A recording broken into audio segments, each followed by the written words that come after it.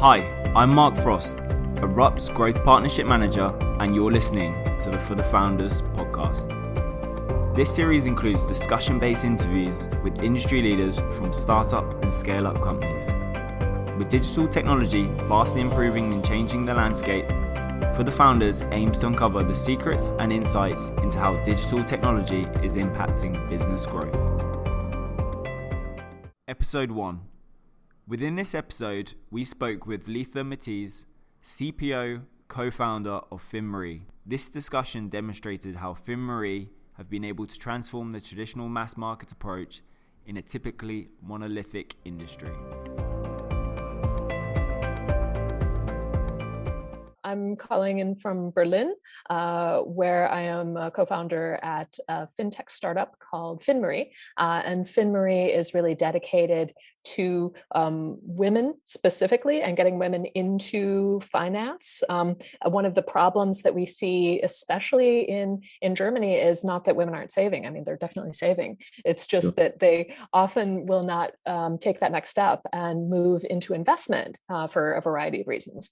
So that is one of the problems that we are looking to solve, and also to just make women in general more confident about their finances. So that is what I'm working on right now. Previously, I've been building product primarily in data based products with the Adecco group, with Fresh Direct, which is direct to consumer goods for grocery, and prior to that with some other media companies. So that's kind of my background. Superb. Brilliant. Thank you for the introduction. So last time we spoke, we wanted to put something together around transforming the tradition, which in essence is what you're trying to do with FinMarie, right? And we spoke around a couple of subject matters that we thought would be really interesting and engaging. And I feel like rethinking monolithical industries, so basically powerful industries that are slow moving to change, feels like a really great place to start for the interview. So what we're seeing is many other industries, like something you worked in before, the media industry, are kind of moving away from that one size fits all approach to offering products and services which are more customized to their niche industries. Now, this is a real progressive move. And now from yourself, someone in the finance industry, looks like you're trying to kind of move from that long-held mass market approach to something different. So I think what would be really interesting for people listening is to really understand, how FinMarie, in essence, are kind of transforming those traditions in your industry and disrupting the market. Yeah. It's, I think, a really interesting discussion that we should all kind of be having right now. Like, is large and monolithic a great advantage right now? I mean, for some companies, it is. Obviously, if you're Google, if you're Apple, if you're Facebook, you can really reach a broad audience, and so that kind of scale is really critical to your business. But I think, especially when we're thinking about smaller companies that want to enter a market, it's really smart to think about those niche audiences. And I don't mean to call like women a niche audience. It's like half the world. But when it comes to banking and finance, unfortunately, it does seem like women are kind of a niche audience. But you're seeing a lot of really exciting startups that are focusing on smaller groups of people and what their needs really are, and looking for ways to serve those audiences. And I know, having worked at bigger companies, that kind of razor focus and innovation really is really difficult because, for a variety of reasons, obviously. But I think that's where smaller companies like FinMarie can really get an advantage in market, really listen to their users and ask those critical questions of their lives, and then tune the tool to be exactly what's right for that audience. Completely. And did this kind of idea of you wanting to do empower women within the finance sector, did that come from a position of just seeing the industry as it was as a whole and just feel like nothing's kind of moving or shifting. So I guess actually, first before FinMarie the business, we started actually one of my co-founders and I started up a nonprofit organization, which was just about financial education for women, because we had a conversation that was about how like a lot of women just in our circle of friends are wonderful at talking about like, oh, this is on sale, or this is how I saved money here, or whatever, but not talking about like the bigger topics with regard to like, oh, what's moving in crypto? What does that mean? What's that about? Like where are you investing? How are you thinking about your retirement? Like the really big important issues. Important issues, right? Not on the table. Yeah. And so it actually, a lot of it began from that conversation. Like, why don't we just get more people talking about this topic? And the more sunshine that we shine on the idea, then the more conversations that we can open up for people. And so we put together actually a nonprofit organization, which is called Mind the Gap, and focusing on gaps in pay, gaps in pension, gaps in investment. And from that, my co-founder Carolina started up FinMarie, and I was at the time working at a different fintech startup, but I have since joined her to build FinMarie. So it's kind of a circular story. Yeah, absolutely. And just for the audience, how long has FinMarie been kind of in the market for? Yeah, so FinMarie was established in 2018, and the first establishment of the company was just let's target women as financial advisors.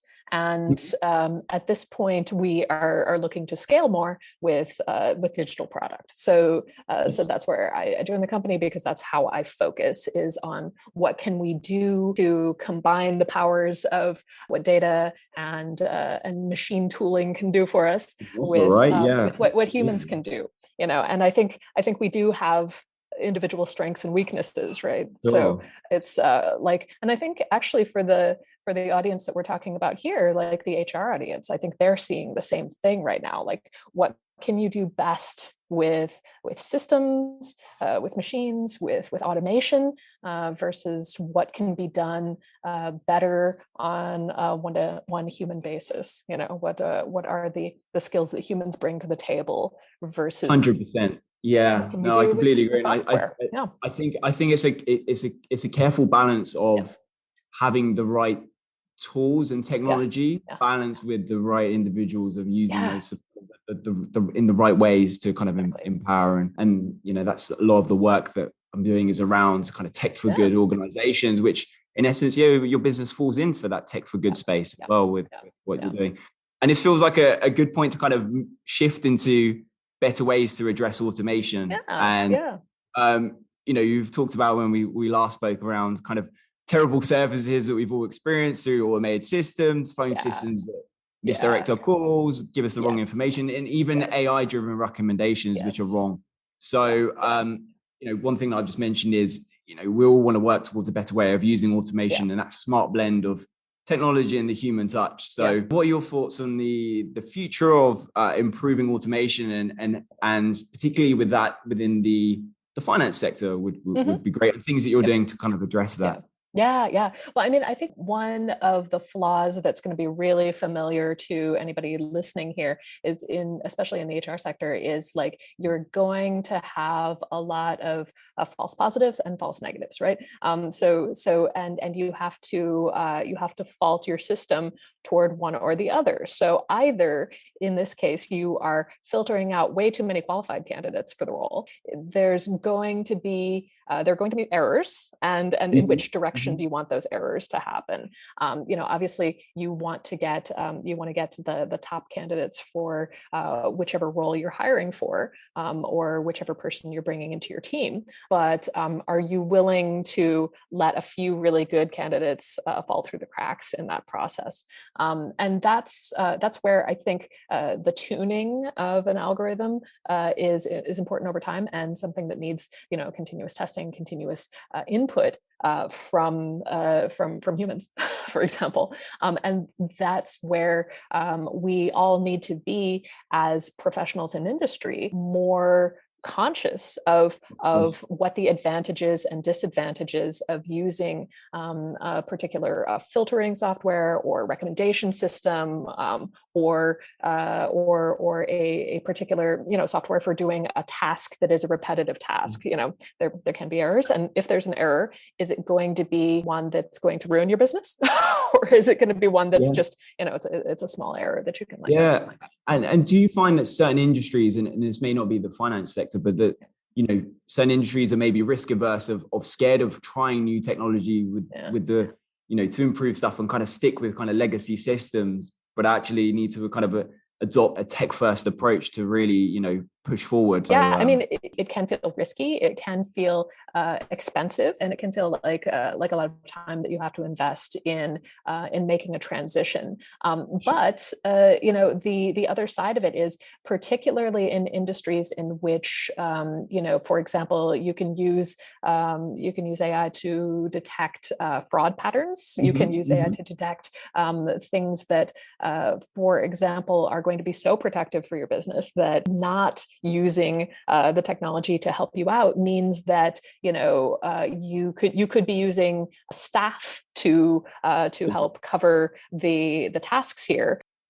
But they have to sleep sometime, and on the other side, if you are really interested in penetrating a company or getting into systems, you probably have an AI on your side that's set up to look for vulnerabilities. So I think there's industries in which we're not going to have a choice. That even if you have qualms about moving over to new systems, just to keep up.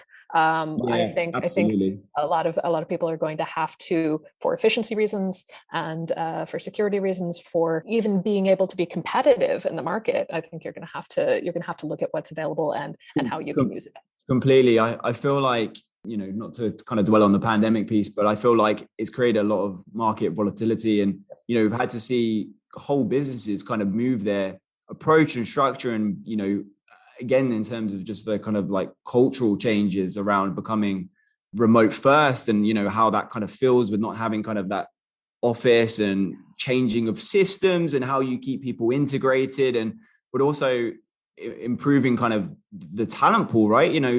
You can hire someone doesn't have to be regionally based now. The markets are open, but again, that comes with a need for being open to change and adopting new approaches, for sure.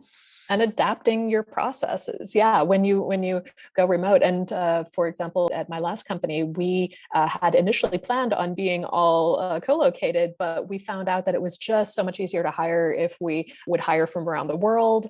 And so we were almost immediately remote. And that really does necessitate a rethink of how you're doing everything, right? Like, how do we bond as a team? How do we make important decisions as a team? How do we resolve conflicts? It takes more effort, more time. But the advantages, so you've got these advantages, you've got these disadvantages, but it takes energy to do that. And I think we were all forced into, with the pandemic, of course, a situation in which we needed to do a lot of adaptation. I kind of do pose this question of, hybrid working. It's obvious that the pandemic kind of pushed the dial forward for that to happen. But I wonder, in like in an alternative reality, like how long would that been before we kind of seen that kind of that big shift? Who knows? Well, and if you think about, like, with all technology, of course, the old cliche about how it's the future's here, it's just unevenly distributed. Some people have been remote working really effectively for decades. People in the computer industry largely have had the tools and have had the habits to make that possible for quite a long time. But and it's interesting you mentioned that. I did an interview with one, and they were born as a completely remote startup. For them, it's everyone that came on board is kind of understood that was approach from the offset. So there was no issues, and actually they feel like it was the best move, and the reason they kind of opted for that, the talent pool was wide, and the solution engineers that have been able to bring on are the best in class because they were able to have that kind of reach. Absolutely. And I think that's really interesting because, 5 years ago, it was a hiring advantage for us to hire remotely because we could hire, really talented people who were parents, and who had schedules that they needed to be really flexible with, but, super talented, very dedicated to the work. And so, I felt like it was real like secret weapon that we had to be able to do that remote hiring. But these days, like everybody's doing remote, it seems like if you can, the secret's out. So like, I don't know that, that we would have that competitive advantage anymore. But I think people who were not doing remote previously are now understanding it's like, oh, actually people do work in a remote environment. They are productive, they are dedicated to the work. Yeah. So. I guess this is kind of an off-piece question of, it kind of leads me on to, you talked around that kind of having that advantage around kind of the remote kind of working space. It's the norm now. But do you think having a business led by purpose over profit feels like, an advantageous attraction? Because it feels like with what you do as a business, that's kind of the route that you guys are going. Absolutely. I think it's very of the moment. So we're lucky in that regard.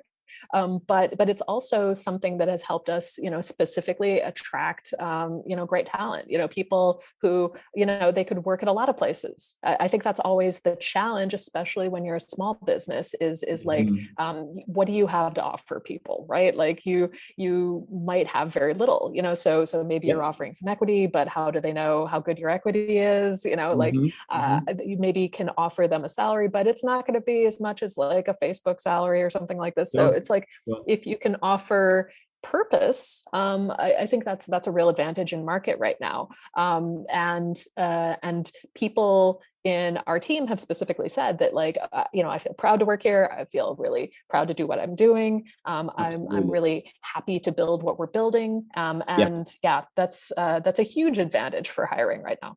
Yeah. Definitely. And I feel like that provides more stickiness for the people that want to work for you, right? And the buy-in is there because they feel like the work they're doing is contributing towards the mission.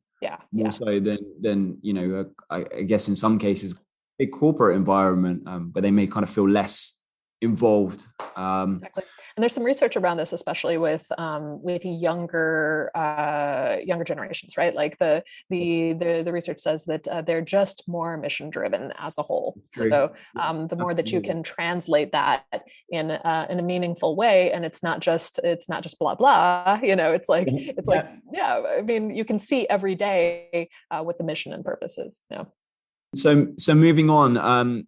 So according to economists, we may be entering an era of persistent inflation. And of course, some interesting trends in kind of global supply chain stability and cryptocurrencies, which we mentioned, and pressures for kind of moving to be more sustainable. Maybe some kind of thoughts and feels around some of these trends and, the ways that people can go around kind of saving and investing in better habits would be cool to hear. Yeah. I was talking to an economist a couple of weeks ago, and she was really concerned about both the idea of persistent inflation and also the attraction of cryptocurrencies, because it might mean that people would be interested in borrowing money in order to invest in cryptocurrencies, which would be kind of the worst of both worlds as far as risk. Yeah, absolutely. Yeah, but I think it creates some interesting incentives, some interesting pressures. And one of the things about an environment of inflation is that it really erodes your cash value. It erodes your savings. And so not only are individuals going to be looking for safer havens for their cash, but also businesses, right? Also governments. Like everybody is looking for, like, okay, where can we put this where it's going to be not only not eroding over time, so it's safer, but to actually grow in this environment. Right. And that could really trigger more growth, more development, more money going to startups, going to small businesses. So that could be great. And for our business, it could also lead to more people having the realization that like, oh, savings isn't just the end goal. Savings is a part of a larger path.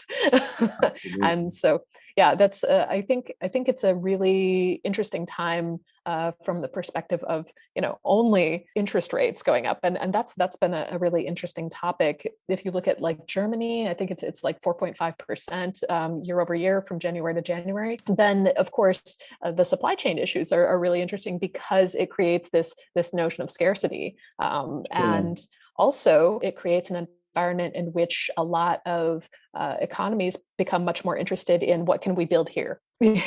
So in Germany, you're seeing the chip industry kind of launching. It's like, oh, maybe we should only buy chips from China. Maybe we should have some of that industry here if it's really important. So, and with here in the UK, with the UK leaving the EU, the cost of importations have skyrocketed. So absolutely. Changing times indeed. And I feel like the cryptocurrencies piece is a whole nother realm and interview needed, and NFTs for that matter as well. Absolutely. And I think these are actually tied too. They're driven by similar forces, like people looking for, it's like, okay, I have now all of this money that I've made in a cryptocurrency.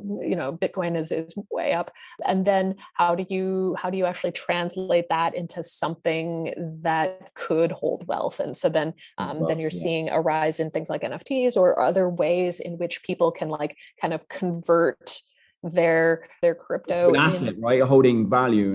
How do you hold value? It's kind of the same question, like for your savings, for your crypto, how do you convert into something that isn't gonna vanish, isn't going to be subject to regulation, isn't going, so art. It's less liquid, but it's potentially going to continue to gain in value over time. Because we saw the massive dip in cryptocurrency with the regulations that China put in, and again that they always advise that cryptocurrency is a massively volatile industry and risk, and you saw people's investments just vanish off the face of the earth, right? It can go both ways. That's why we talk about diversification. Yeah, absolutely.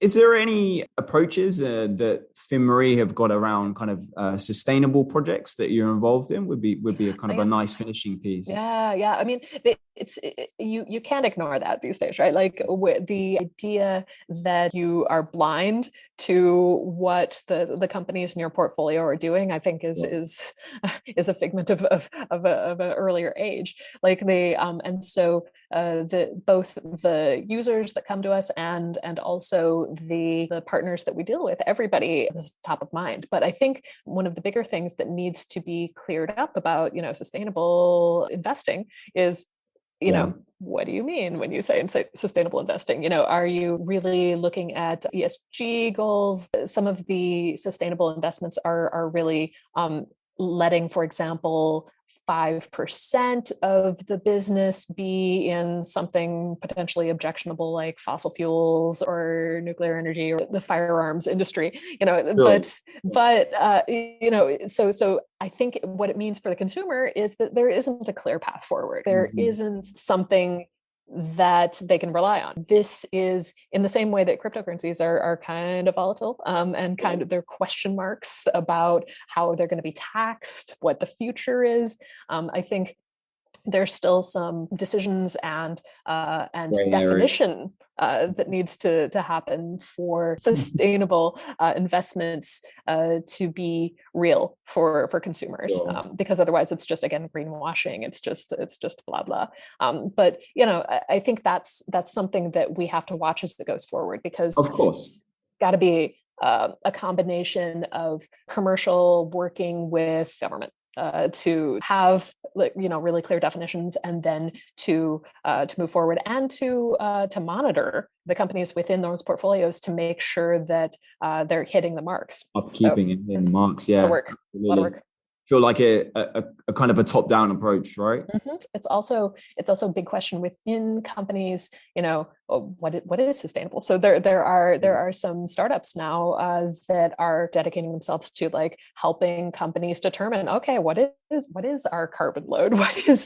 Are we sustainable? And that's so relevant. Is I actually stumbled across an organization a couple of days ago. And they do that exact thing. You can sign up as an organization.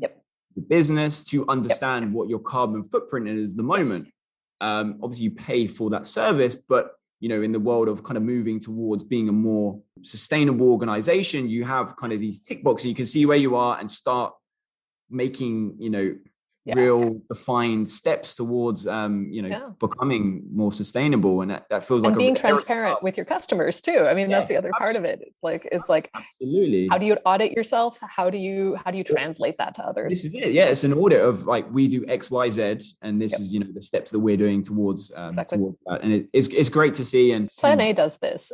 So Plan A is one out of Berlin, actually, that I know of.